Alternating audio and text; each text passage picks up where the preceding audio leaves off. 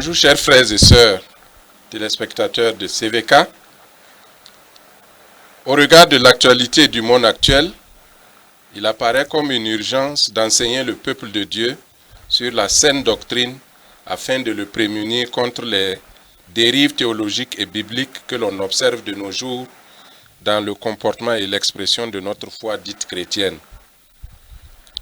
C'est dans ce sens le service de programme de CVK LVD, en collaboration avec quelques enseignants d'écoles bibliques et de facultés de théologie, a initié pour vous, chers téléspectateurs, une nouvelle émission dénommée Café théologique. Cette émission a pour vocation principale d'ouvrir le débat sur des thèmes théologiques et ou bibliques qui préoccupent actuellement le peuple de Dieu. Le thème du jour, le coronavirus. Au cours de cette émission, nous aurons la présentation d'un institut biblique. Je vous présenterai aussi mes invités du jour. Avant d'entamer notre thème du jour, proprement dit, sur le coronavirus. Alors, sans tarder, j'aimerais vous présenter mes invités sur le plateau aujourd'hui. Nous avons à ma droite le pasteur Josué Dipama. Il est pasteur au Temple évangélique Grâce et Victoire, TGV. Il est le coordonnateur de la faculté de théologie des Assemblées de Dieu, FATAD, et il est professeur permanent au niveau de la FATEAD. Et je crois qu'il est aussi enseignant à l'INSETA. Nous verrons ce que c'est que l'INSETA tout à l'heure. Pasteur, je crois que je n'ai pas oublié. C'est l'essentiel. Oui. Et pour le reste, je ne suis que votre serviteur. Je vous en prie, pasteur. Merci beaucoup. Nous pouvons allonger la liste, mais on va s'arrêter là pour aujourd'hui. Mon deuxième invité, c'est le pasteur Korogo Samuel. Je crois que vous le connaissez. Il est directeur de l'INSETA. Nous allons voir tout à l'heure ce que c'est que l'INSETA. Mais nous le connaissons mieux comme le pasteur principal de l'Église des Assemblées de Dieu, de l'Église centrale des Assemblées de Dieu des Ignares. Il est enseignant à la FATAD, à la FATEAD, et il est chargé de cours également à l'université Logos. Nous bénissons le Seigneur pour la vie de ces deux serviteurs et nous allons leur demander de nous aider à éplucher notre thème du jour. Alors, pasteur, nous allons d'abord faire connaissance avec l'INSETA. INSETA, c'est quoi, pasteur Korogo? Très bien, merci. Je vais d'abord vous dire merci pour cette opportunité que vous nous donnez de nous exprimer sur le thème du jour, mais avant sur l'Institut d'enseignement théologique et artistique appelé INSETA, basé à Zianré. C'est une école de formation supérieure en théologie qui a ouvert ses portes en 2014 et qui a obtenu sa reconnaissance officielle, la reconnaissance officielle des Assemblées de Dieu en 2019. Donc c'est une école qui forme tous ceux, frères et sœurs, qui aimeraient avoir des études, des connaissances approfondies sur la Bible et en théologie. Et parmi nos étudiants, vous avez trois catégories. Il y a ceux qui viennent pour les connaissances théologiques et il y a aussi ceux qui viennent pour en sortir pasteur. Donc, nous travaillons aussi à outiller les frères et sœurs, les fidèles de nos églises, dans les différents domaines où ils exercent. Nous avons des frères et sœurs qui sont qui occupent différents postes de métier et qui souhaiteraient avoir un accompagnement théologique, un soutien théologique, des connaissances théologiques. Et l'INSETA est là pour les accompagner et les outiller afin qu'ils puissent exercer leur métier et avec un bagage théologique à l'appui. Donc pour cette année, nous avons eu une centaine d'étudiants. Et la spécificité aussi, c'est qu'il y a une licence en théologie en français, mais aussi une licence en théologie en moré. Et là, ça mérite une explication parce que depuis quelques années, nous avons réfléchi à cela et nous nous sommes dit, mais pourquoi il ne serait pas possible d'approfondir nos connaissances dans la langue nationale? Et nous nous sommes approchés de nos responsables ecclésiastiques au niveau des assemblées de Dieu et qui nous ont donné la possibilité. Et les professeurs ont été formés. Donc, il y a une formation niveau licence en moré. Donc, tout le parcours est fait en langue nationale moré jusqu'à l'obtention de la licence en théologie après 4 années d'études. J'avoue ici que ça se passe très bien et certains ont des doutes par rapport à la formation en langue nationale, mais je dois avouer qu'on peut aussi naviguer en eau profonde en langue nationale comme on le ferait en français ou en anglais. Et il suffit de passer pour voir nos étudiants échanger en théologie, discuter en théologie, aborder des concepts théologiques de façon profonde en langue nationale et c'est très encourageant et très appréciable. Merci beaucoup, Pasteur Korogo, pour cette présentation de l'INSETA. Et nous bénissons le Seigneur pour la création de tels instituts qui contribuent à l'affermissement du peuple de Dieu. Pasteur Josué Dipama, vous êtes doyen académique de cet institut. Est-ce que vous pouvez nous préciser l'accessibilité? Est-ce que tout le monde peut venir? Si je ne suis pas des assemblées de Dieu, est-ce que je peux m'inscrire? Est-ce que je peux venir? Et je vois dans l'acronyme de l'Institut le volet artistique. Si vous pouvez nous donner quelques éclairages là-dessus. Tout d'abord, merci pour cette opportunité qui nous est offerte de pouvoir nous exprimer et présenter cette vision que l'Église a acceptée, accompagnée. Et pour compléter ce que le directeur disait, nous avons la possibilité d'avoir aussi les cours à distance. On a une catégorie d'étudiants qui prennent les cours, qui vont étudier, travailler et qui reviennent composer avec une soutenance pour chaque module. Ils valident chaque module avant de pouvoir continuer. L'aspect artistique est en développement, mais notre objectif est que tout étudiant qui passe par l'INSETA, il ne soit pas seulement théoriquement apte, mais qu'il soit qualifié dans tous les domaines de la vie, pas seulement la vie spirituelle, mais dans tous les domaines. C'est pourquoi nous avons pensé à un programme. C'est vrai qu'il sort du programme traditionnel des écoles bibliques et des autres facultés pour concevoir quelque chose de pratique, utile à l'Église.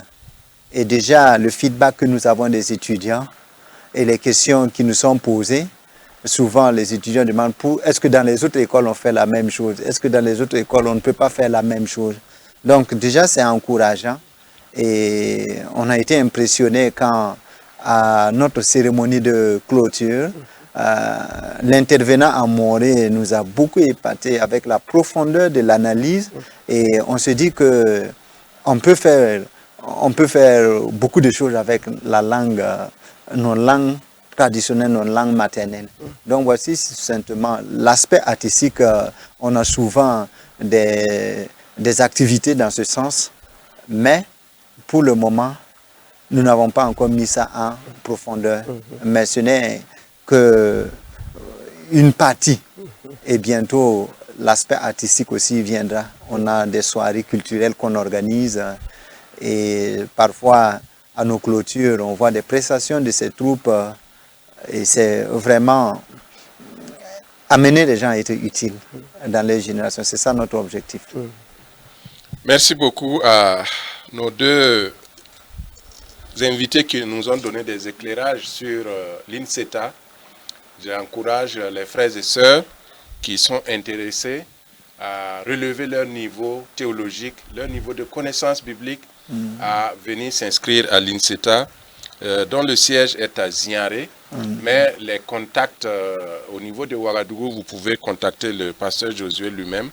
Et à Ziaré, le pasteur Korogo est résident, donc vous pouvez aussi le contacter. Permettez-moi, s'il vous plaît, oui, de compléter. Vous avez parlé, c'est accessible à tous, sans distinction de dénomination. Okay. Nous avons déjà des étudiants qui viennent d'autres dénominations et la faculté est ouverte à toute personne qui a le désir de se former et d'être utile à sa génération. Merci beaucoup pour cette précision. Merci. Et à vos marques, donc, frères et sœurs, que beaucoup puissent s'inscrire et acquérir des connaissances dans leur marche avec le Seigneur. Alors, nous n'allons pas aller plus loin. Nous aurons d'autres occasions pour faire connaissance avec des instituts bibliques, des écoles bibliques ou d'autres facultés de théologie. Revenons à notre thème du jour, le coronavirus. Alors, Pasteur Josué, que vous rappelle la COVID-19? À quoi pensez-vous quand on parle de coronavirus? Et quand on parle de coronavirus, je me mets dans la place ou dans la peau d'un citoyen. On voit la psychose, on voit la peur. Et partant toutes les théologies ou les enseignements qui ont été développés ou toutes les approches qui ont été élaborées par rapport à cette maladie, à cette pandémie. Et je dirais avec John Piper que la maladie de coronavirus nous a ramené à cette réalité et qui est que l'important ce n'est pas de se sentir bien, mais, je le cite, c'est être bien. De se sentir mieux dans la maladie. Et malheureusement, on a beaucoup entendu sur cette maladie et ça fait que tout le monde avait peur. Et c'est surtout ça, quand on parle de coronavirus, je crois que ce qui ressort, c'est la peur que cette maladie a véhiculée. Mais, d'un autre côté, on voit que cette maladie a amené une prise de conscience aussi dans la raison d'être de l'Église et la mission que l'Église a à accomplir. Et beaucoup de choses, comme on le dirait dans le milieu profane, plus rien ne sera comme avant. Et je crois que beaucoup ont pris conscience de la noblesse de la mission que Christ a confiée à son Église. Voici grosso modo ce qui me passe à l'esprit quand on parle de coronavirus. Et, on reviendra sur d'autres aspects. Merci, pasteur. Avez-vous quelque chose à ajouter, pasteur Korogo? Oui, effectivement, la maladie à coronavirus nous a rappelé pas mal de choses. Et la question a plusieurs approches. Et les médecins ont une approche assez spécifique de la maladie à coronavirus. Les historiens ont aussi leur approche qui est spécifique aux historiens. Les sociologues ont leur approche qui est spécifique aux sociologues. Donc, en tant que théologien ou pasteur, nous avons aussi notre approche. On n'a pas forcément besoin d'être médecin avant de se prononcer sur la question de la maladie à coronavirus, pourvu qu'on reste dans son domaine. Donc, quand on parle de cette maladie à coronavirus, pour nous, ça nous a rappelé pas mal de choses. Dans un premier temps, nous sommes en Afrique, il y a plusieurs maladies que nous avons connues et qui ont existé et qui sont là encore. Donc, cette maladie qui est venue, qui était virale et qui tuait plusieurs personnes ailleurs, et même ici quelques-uns, nous a rappelé d'abord le sida. Que nous avons connu dans notre pays, qui à un moment donné avait un taux de séroprévalence à plus de 7%. Et cette maladie nous a aussi rappelé le cas de la maladie à Ebola, qui n'a pas été ici chez nous, mais juste à côté de nos voisins. On en a parlé. Et puis, juste à côté de nous, nous sommes en saison pluvieuse. Une maladie comme le coronavirus me rappelle surtout le paludisme qui fait aussi des ravages. et si on peut se poser des questions et on peut comparer cette maladie actuelle à toutes celles que je viens de citer. Mais dans l'histoire aussi, la maladie à coronavirus nous rappelle pas mal de choses. Dans mes lectures, je vois qu'il y a eu une grippe assez sévère en 1918. Et puis, John Piper en parle. Et il dit qu'on a compté 50 millions de décès dans le monde entier. Et il y a eu plusieurs cas aux États-Unis. Et puis, les symptômes étaient quand même assez atypiques. Une personne pouvait se sentir mal le matin et le soir, il était déjà mort, décédé. Je pense que c'est plus grave que le coronavirus. Et il raconte même une anecdote où parce que le port des masques était recommandé, il y a eu quelqu'un qui, par négligence, est sorti sans masque et il a été abattu sur le champ pour n'avoir pas porté de masque. Donc, le coronavirus nous rappelle quand même ce qui s'est passé dans l'histoire et on peut aussi parler de toutes les contraintes dont nous avons vécu, la fermeture des églises, les relations sociales distendues, l'économie qui a été touchée, les voyages, on ne pouvait plus circuler comme avant, Ouaga en quarantaine, Ziaré en quarantaine et plusieurs villes de notre pays en quarantaine. C'est assez atypique, mais ça nous rappelle pas mal de choses. Un retour dans la Bible. Vous savez, en période de coronavirus, tout de suite, les gens ont essayé de voir, mais est-ce qu'il y a eu des cas de confinement dans la parole de Dieu? Donc, tout de suite, nous nous posons des questions. Dans Lévitique, par exemple, la maladie à coronavirus, il était question de fièvre, il était question d'une maladie qui tue par suffocation et d'une maladie pulmonaire. Et voilà, on lit dans la Bible aussi quelques textes dont il est question de maladies de ce genre-là. Effectivement, toute comparaison n'est pas raison, mais ça nous fait penser à tout cela. Les cas de confinement, vous avez lu sur le net et aussi dans les discours des pasteurs et de certains théologiens, on a parlé du cas de Noé qui a été confiné pendant un certain temps, quand le monde, il y avait le déluge sur la terre. Il y a eu ceux-là qui ont développé le confinement de Jonas dans le ventre du poisson. C'est vrai que tout ça, c'est discutable, mais quand même, le coronavirus nous a amené à revisiter certains textes que nous n'avions pas l'habitude de lire et d'interpréter. Merci beaucoup pour ces précisions. Nous retiendrons que le coronavirus, c'est une pandémie qui sévit toujours, mais que l'humanité n'en était pas à sa première expérience de ce genre de pandémie. Alors, une certaine psychose a dominé la période du coronavirus.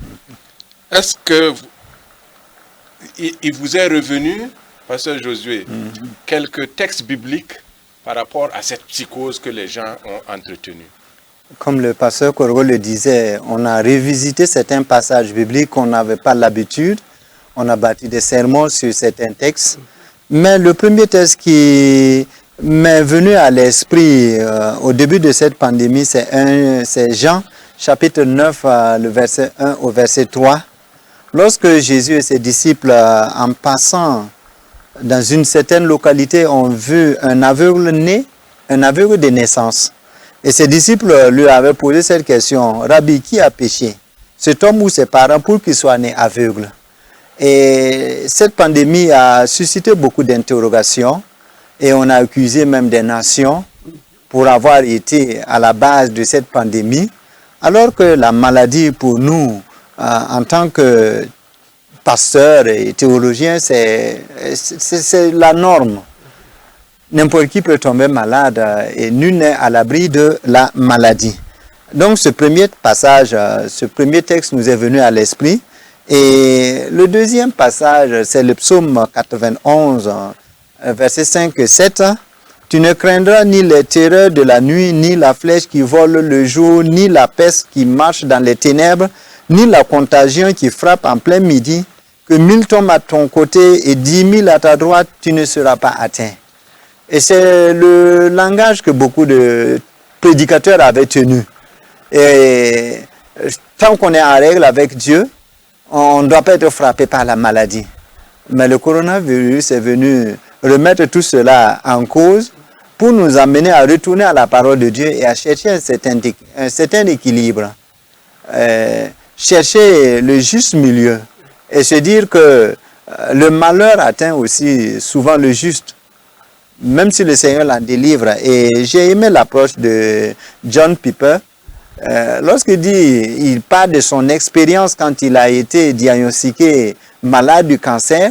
Et ce que Dieu lui a dit, l'essentiel est que tu sois en moi. Être stable sur le rocher. Et je crois que cette pandémie, sans trop aller à l'extrême, c'est un message que Dieu a voulu transmettre à l'humanité et à son Église. Et ces passages et bien d'autres passages nous ont interpellés.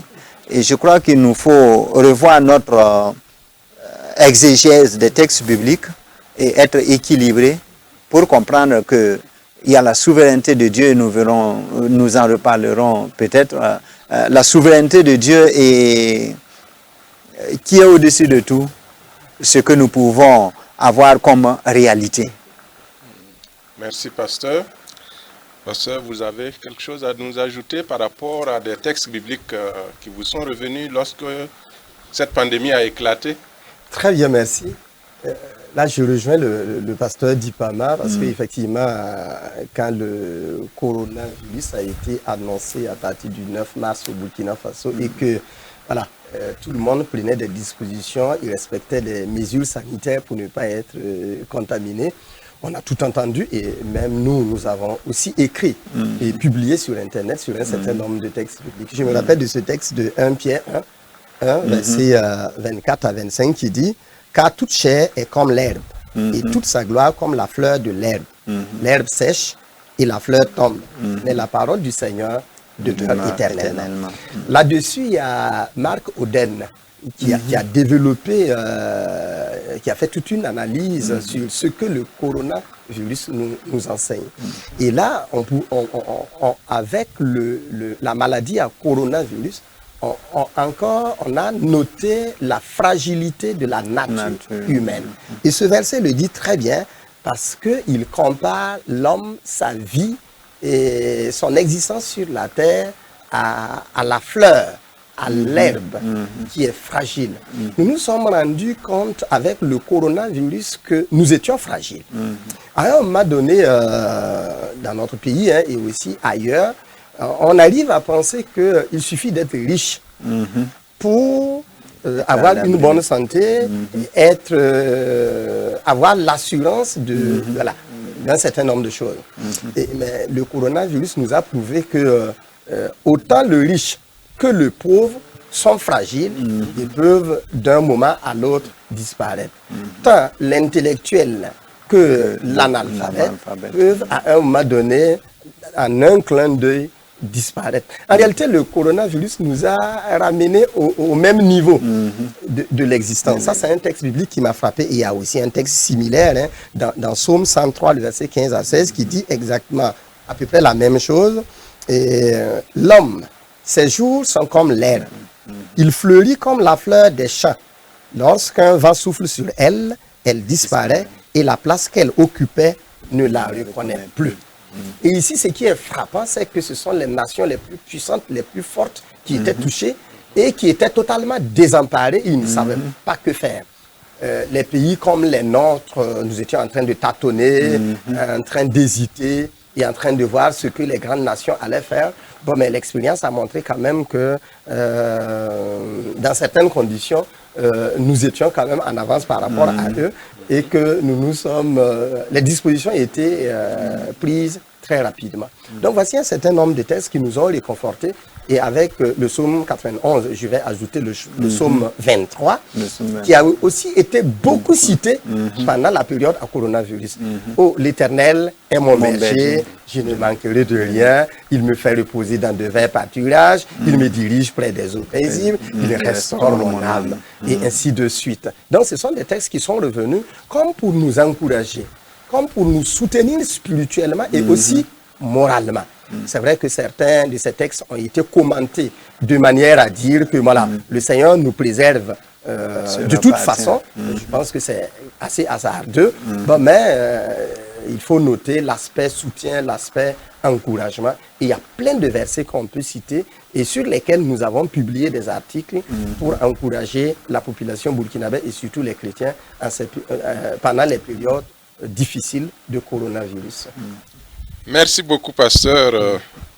Le coronavirus n'est donc pas un jugement de Dieu contre les méchants. C'est une maladie comme les autres qui peut atteindre aussi bien le juste que le méchant. Et nous devons savoir que Dieu nous offre une certaine sécurité à travers cette maladie. Et nous pouvons nous appuyer sur Dieu, notre rocher. Alors, il y a quand même des doctrines qui peuvent expliquer, qui peuvent nous être rappelées par rapport au contexte du coronavirus. Nous allons rester avec le pasteur Korogo pour lui demander de voir si il a en tête quelques doctrines qui peuvent nous expliquer le coronavirus. Est-ce que l'empreinte de Dieu sur le coronavirus discrédite-t-elle sa justice, sa bonté, sa sainteté? Voilà. Pasteur, est-ce que vous pouvez nous éclairer sur les aspects doctrinaux de cette pandémie qui nous a visités? Très bien, mon frère fidèle. Effectivement, la COVID-19 nous a rappelé plusieurs doctrines bibliques et théologiques.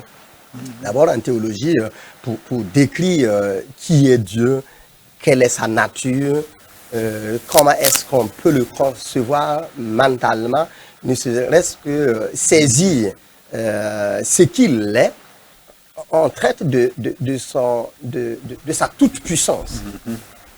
Et là, le coronavirus nous a encore rappelé que le monde dans lequel nous sommes a été créé par un être supérieur qui a le gouvernail en main et qui contrôle tout et qu'il est tout puissant. Vous l'aurez remarqué que sans distinction de religion et sans distinction d'ethnie ou de culture, à un moment donné, tout le monde suppliait le bon Dieu, l'être suprême, pour qu'il nous vienne en aide. Tout le monde a reconnu, tant les politiciens que nos intellectuels et même nos médecins, que notre pays n'était pas à mesure de faire face à cette maladie qui ravageait les populations des grandes nations.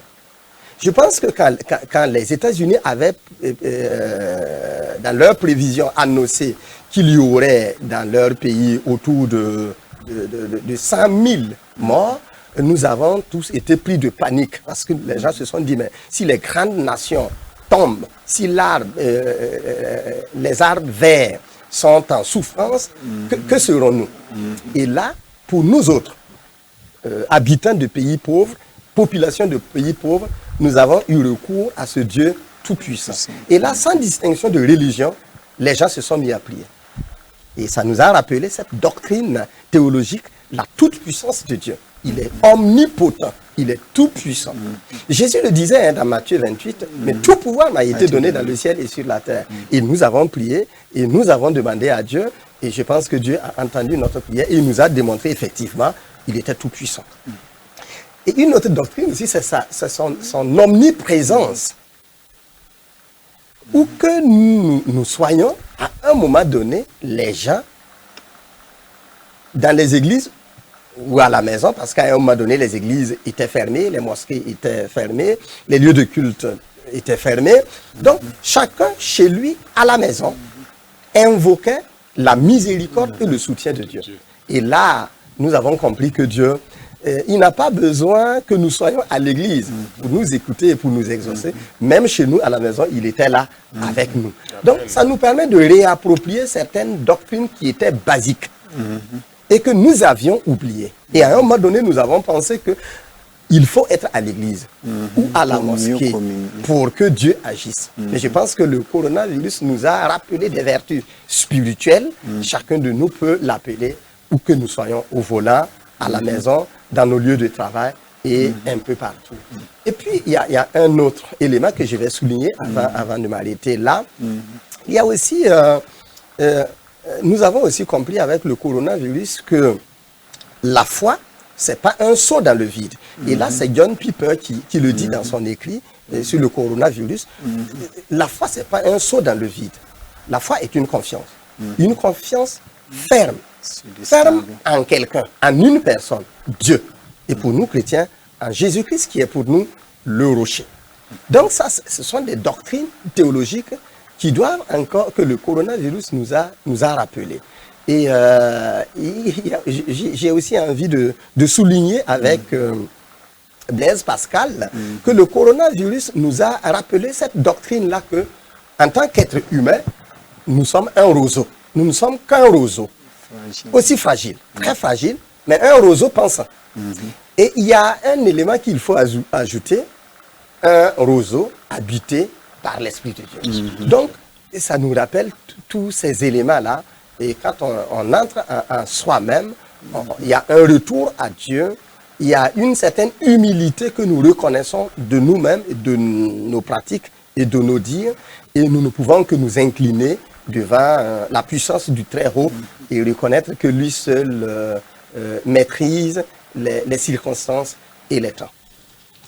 Restons donc sur la doctrine que nous inspire cette pandémie, avec les compléments, les ajouts du pasteur Josué. Outre ce que le pasteur Korogo a dit, cette pandémie m'a fait penser aussi à la souveraineté de Dieu, qui semble avoir été mise à rude preuve. Comment concilier l'amour, la justice de Dieu? Comment ce Dieu transcendant peut-il permettre qu'une telle maladie frappe l'humanité? Et ça a mené à repenser certaines conceptions comme la pensée positive. Il suffit de penser positivement qu'on ne sera jamais atteint et on ne sera jamais atteint. Et aussi ça a suscité, ça nous ramène à la doctrine de la souffrance. Comment Dieu peut-il permettre que le juste aussi souffre? Heureusement que la parole de Dieu nous donne la réponse à toutes ces questions. Et l'amour de Dieu, la souveraineté de Dieu, la justice de Dieu n'est pas liée aux réalités que nous vivons. Et comme le pasteur Korogo l'a déjà souligné avec John Piper, c'est la personne de Christ à nos côtés, en nous, qui marque la différence. Ce n'est pas la réalité que nous vivons, ce n'est pas le coronavirus, mais malgré tout, on voit que Dieu n'a pas dit son dernier mot. Si je prends le cas des pronostics, on prévoyait que nos rues allaient être joncées de cadavres. Et sur le plan national même, on prévoyait à 7000 le nombre de, je ne sais pas, d'infections ou de décès. Mais le Seigneur a permis que nous comprenions que c'est lui qui a le dernier mot. Et ça nous a permis de comprendre la souveraineté de Dieu. Dieu, c'est vrai, la parole de Dieu nous le dit clairement, il n'est pas tenté par le mal. Ce n'est pas son désir que l'homme souffre, mais rien ici-bas n'influe sur sa nature. Si nous disons que Dieu est amour, il est amour. Et c'est dans sa nature, et ce n'est pas parce qu'il y a des phénomènes, il y a des catastrophes que l'humanité n'arrive pas à contrôler que l'amour de Dieu disparaît. Il est amour. Et comme John Piper l'a dit, c'est la mère providence. On peut voir le coronavirus comme la mère providence de Dieu. Sa volonté permissible permet parfois que le malheur frappe l'humanité, mais dans tout cela, Dieu est transcendant et son amour et sa justice s'accomplissent et s'opèrent ensemble. Et comme il est dit à la page, John Piper le dit à la page 66, je le cite, Dieu utilise la maladie et la difformité dans le domaine physique pour illustrer ce qu'est le péché du moins dans le domaine spirituel. On pourrait dire les gens moralement sont corrompus. Mais pourquoi Dieu permet que ce soit une maladie, quelque chose qui s'attaque au physique au lieu d'attaquer l'humanité sur le plan moral? Mais Dieu veut nous faire voir qu'à travers le domaine physique, il y a pire que cela. Il y a le péché qui gangrène la vie spirituelle. Et je crois que le coronavirus nous a rappelé cela, qu'au-delà de cette pandémie, il y a une pandémie qui menace, je dirais, le salut éternel de l'humanité, c'est le péché. Et comme le pasteur Corgo l'a dit, ça nous a ramené à comprendre que, rejoignant l'omniprésence de Dieu, que Dieu est partout. Et aussi l'aspect de l'omniscience, il sait tout et il est au contrôle. Et tous les pronostics ont été déjoués parce que on a voulu régler le problème sans Dieu, mais Dieu est souverain, il est le maître de l'histoire et des circonstances qui nous arrivent. Merci, pasteur Josué. Pasteur Korogo, quel est ce Dieu souverain, omnipotent, omniscient, qui souverainement permet la maladie et qui souverainement exauce encore nos prières pour être guéris de la même maladie? Très bien. C'est difficilement saisissable. Merci, vous venez de soulever deux points essentiels qui ressortent dans le développement du pasteur Dipama et que je vais utiliser pour répondre à la question que vous venez de poser. D'abord, l'une des doctrines fondamentales qu'on peut aussi souligner, c'est que Jésus est la solution contre la peur de la mort, la peur de la vie, l'angoisse et tout ce qui ruine et nous déstabilise. Et quand on lit les évangiles, on voit Jésus dans une barque avec ses disciples. Il y a une tempête qui se lève et qui se jette contre la barque et contre les disciples. La Bible nous dit que les disciples étaient pris de peur. Ils ont crié, Seigneur, cela ne te fait absolument rien que nous périssons. La Bible continue en disant que Jésus s'est levé et il a menacé le vent, la tempête. Le calme est revenu. Christ est la solution contre la peur. La peur de la mort, la peur de la vie, la peur, toute forme de peur. Là, c'est aussi un autre point, un élément essentiel qu'il faut souligner. Et maintenant, vous avez fait allusion à ce Dieu-là. Quel est ce Dieu qui autorise, qui permet que le mal frappe le juste, autant le juste que le méchant. Nous pouvons ici évoquer ce Dieu d'amour puissant, insondable, celui-là que l'apôtre Paul nous décrit, et là c'est une autre doctrine, nous décrit dans son livre, le livre des Philippiens, ce Dieu qui sait kénoser, qui sait dépouiller de toute forme de gloire, dépouillé de sa majesté et qui est venu parmi les hommes et qui a assumé la nature humaine pour porter le péché de l'humanité et faire de nous des enfants de Dieu. Il n'y a pas de plus grand amour que de donner sa vie pour ses amis et même pour ses ennemis. Les bourreaux y compris, le prisonnier sur la croix y compris. Voici, c'est un tel Dieu qui a en main notre destinée et qui gouverne nos vies et qui agence les éléments de la vie de manière à nous apporter que le meilleur. Et en réalité, dans la maladie à coronavirus, je pense qu'il faut voir la main de Dieu. Dieu n'est pas absent du coronavirus. Et c'est souverainement qu'il l'a permis que cette maladie soit là à un moment donné pour nous rappeler qu'il y a un être qui est supérieur et qui trône au-dessus de nos têtes et que nous devons honneur, respect. Et il nous rappelle aussi que tel qu'il est amour, nous pouvons lui faire confiance et lui donner la gestion de nos vies. dans le monde, nous avons besoin de bonheur, hein, nous avons besoin de joie, de paix. Et Blaise Pascal le dit, tout le monde a besoin du bonheur, même ceux qui vont se pendre. Et je pense que nous sommes en quête de bonheur, en quête de joie, en quête de paix. Et le coronavirus vient encore nous rappeler que nous avons un Dieu qui est plein d'amour, qui est plein de compassion et en qui nous pouvons placer notre confiance. Et ce Dieu se décline en la personne de Jésus-Christ, venu sur la terre pour nous sauver et pour nous ramener à l'image de Dieu. Et là également, c'est une autre doctrine qui s'annonce. Créés, nous avons été créés à l'image de Dieu. Autant les chrétiens que les non-chrétiens, toute l'humanité, sans distinction de religion, sans distinction de race, sans distinction d'ethnie, nous avons tous été créés à l'image de Dieu et nous devons respecter cette image-là qui est en nous. Et nous devons toujours travailler à restaurer cette image en nous en pratiquant le bien et en marchant selon les directives de Dieu. Merci, pasteur. Et pour terminer cette question relative aux doctrines que nous rappelle le coronavirus, j'aimerais revenir au pasteur Josué. Il a tantôt évoqué la souffrance. Nous savons que pendant cette pandémie, c'est vrai que dans notre pays, nous ne déplorons pas autant de victimes qu'ailleurs, mais nous avons été touchés, des familles ont été endeuillées.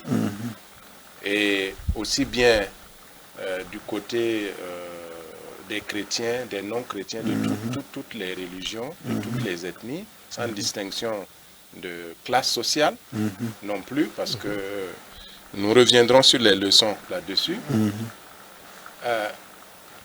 Ces familles endeuillées qui ont souffert et qui continuent de souffrir l'être perdu, qu'est-ce que vous avez comme élément de doctrine pour leur permettre de se reposer sur le rocher solide? Assez difficile à répondre, mais on trouve toujours des ressources dans la parole de Dieu qui dit de pleurer avec ceux qui pleurent, de se réjouir avec ceux qui se réjouissent. La souffrance est le lot de tout le monde.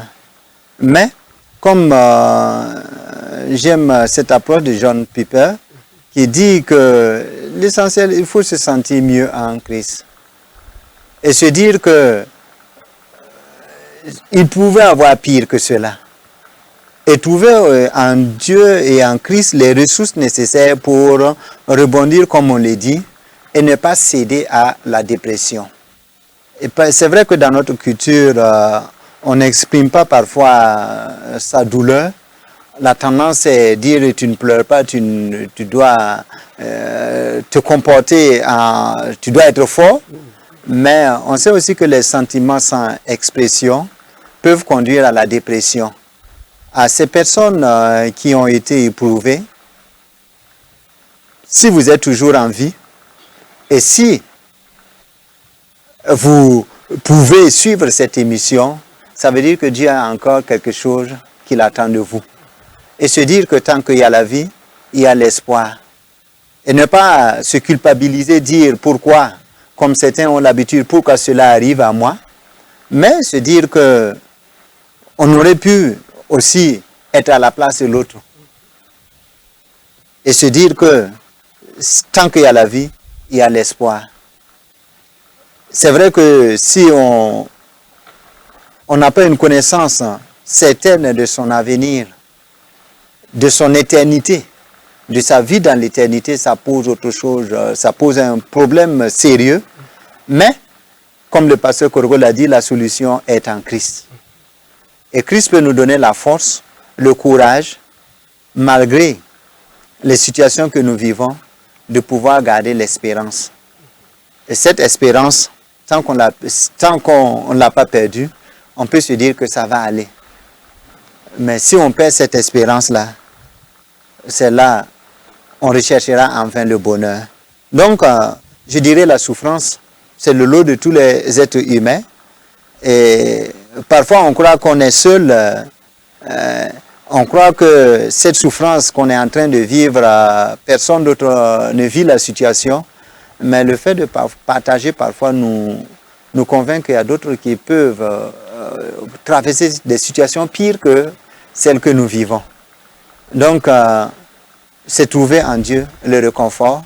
Et comme il a dit, tout être humain porte l'image de Dieu et toutes les vies s'équivalent. La valeur d'une vie, il n'y a pas une vie supérieure à une autre aux yeux de Dieu. Et se dire que ça aurait pu être moi, mais si ce n'est pas moi, ça veut dire que je peux être source de réconfort pour d'autres personnes et continuer courageusement à être utile. Comme le docteur Kumbem aime toujours le dire, beaucoup cherchent à être importants, mais Dieu nous a créés pour être utiles. Que nous puissions continuer dans notre existence, malgré les souffrances, travailler à être utiles à d'autres personnes. Amen. Merci beaucoup, pasteur. C'est un sujet tellement vaste qu'il est pratiquement impossible, prétentieux, je dirais, de vouloir épuiser cela en si peu de temps. Néanmoins, nous allons tirer vers la fin en tirant quelques leçons que cette pandémie nous inspire. Parce que nous avons compris que Dieu ne permet rien pour rien. S'il a permis que nous puissions vivre ces temps difficiles avec cette pandémie, alors il y a certainement des leçons à tirer. Pasteur Koro,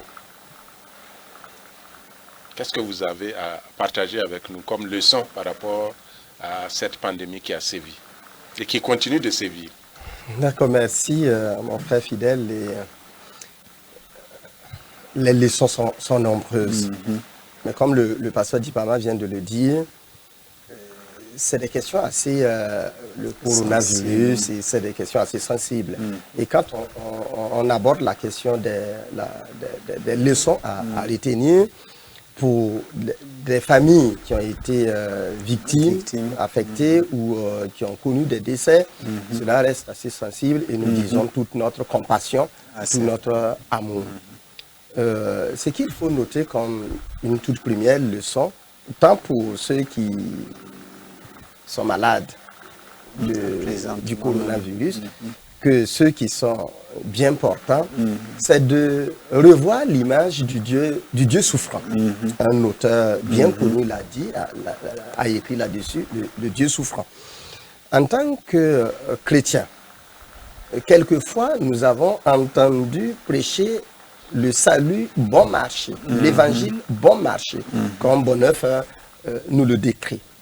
Mais quand on lit très bien la Bible, on se rend compte que le Dieu que nous servons est un Dieu qui s'offre à la souffrance. Et, la Bible est aussi pleine de bénédictions, de paroles de paix, de paroles de bonheur, mais on ne peut pas dissocier la souffrance, la douleur de la vie chrétienne.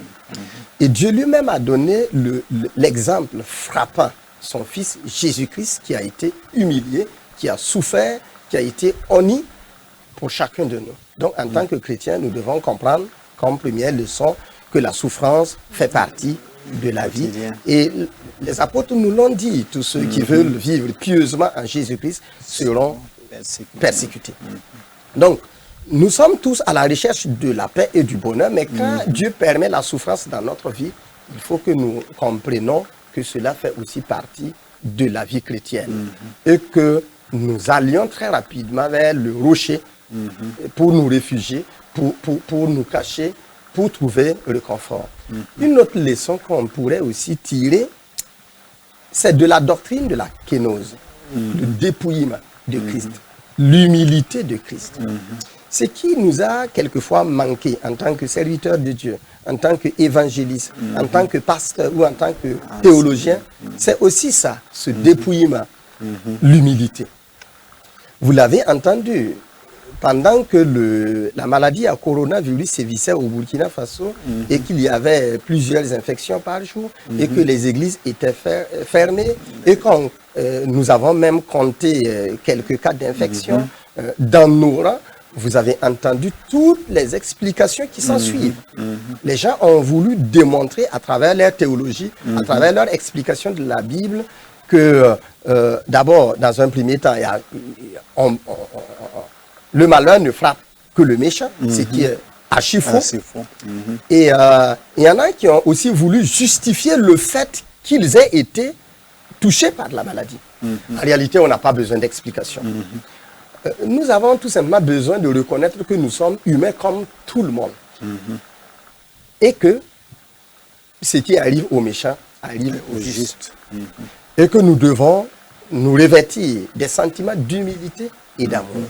Et ici, ce qui est frappant pour le coronavirus au Burkina Faso, c'est surtout le fait que ça a commencé par les églises. Mais je pense quand même que si Dieu ait permis cela, cela devrait nous rappeler à l'humilité. Soyons humbles. N'ayons pas une trop haute opinion de nous-mêmes. Et je pense qu'avec une telle humilité, nous gagnerions, non seulement avec le Seigneur, mais nous gagnerions aussi beaucoup d'âmes à Christ. Je me limite à 2 leçons. Merci beaucoup, pasteur. Pasteur Josué a ajouté quelque chose. Je dirais, comme une minute. Voilà. il y a beaucoup de leçons, comme le frère Corgo l'a dit, mais j'aimerais surtout,